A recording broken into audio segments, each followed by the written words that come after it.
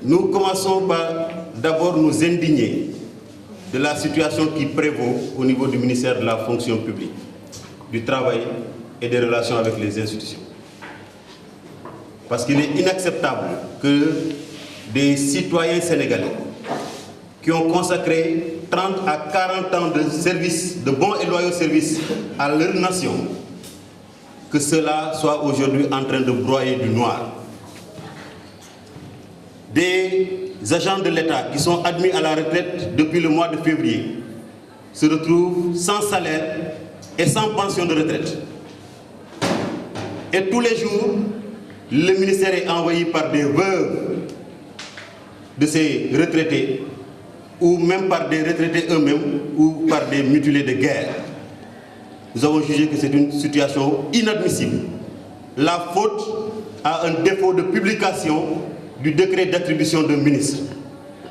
Cela veut dire qu'un ministre est nommé et il n'a pas d'attribution, comme un pantin.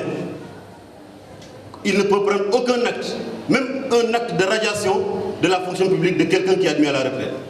Et ils sont après l'objet d'arnaques de la part des institutions de retraite qui commencent à leur payer leur pension de retraite à partir de la date de signature de leur acte de radiation. S'ils restent 10 mois sans avoir leur acte de radiation, ils perdent les 10 mois. S'il reste 10 ans, ils perdent les 10 ans. Voilà la situation qui prévaut. Le peuple a fini par comprendre qu'il a fait un choix qui est aujourd'hui en train d'être travesti.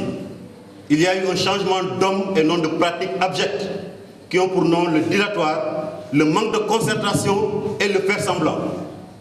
Je crois que le peuple va en tirer toutes les conséquences. Le président Macky Sall a utilisé la crise scolaire comme fond de campagne électorale.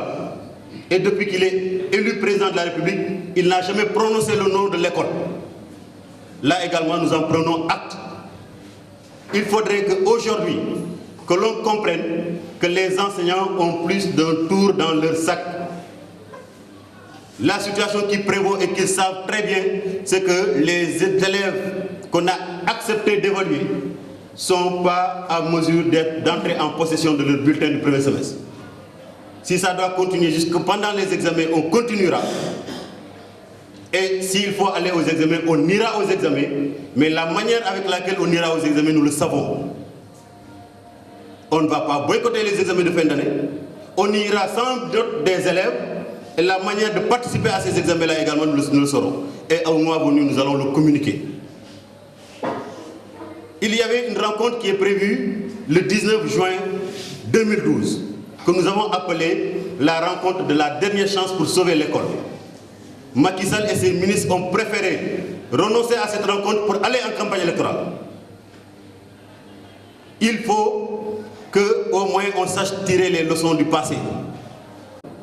Parce qu'il n'est pas question véritablement qu'aujourd'hui, au moment où il y a 16 000 bacheliers de l'enseignement général non orientés, 4 000 bacheliers de l'enseignement technique non orienté, au total 20 000 bacheliers sans avenir, qu'on soit incapable de rencontrer les organisations syndicales pour que nous puissions leur donner notre sentiment et notre vision de la chose pour qu'au moins on puisse régler la question de l'emploi des jeunes dans ce pays-là. Il est aujourd'hui temps que nous sortons de notre carcan de milieu scolaire et prenons en charge notre statut de citoyen pour faire entendre notre voix. Il n'est pas question de laisser l'école aux mains des gens qui ne sont mus que par des intérêts crypto-personnels. Donc voilà, mesdames et messieurs, le discours, la déclaration que nous voulions faire, et nous restons à la disposition des journalistes si éventuellement il y a des questions auxquelles nous pourrons répondre.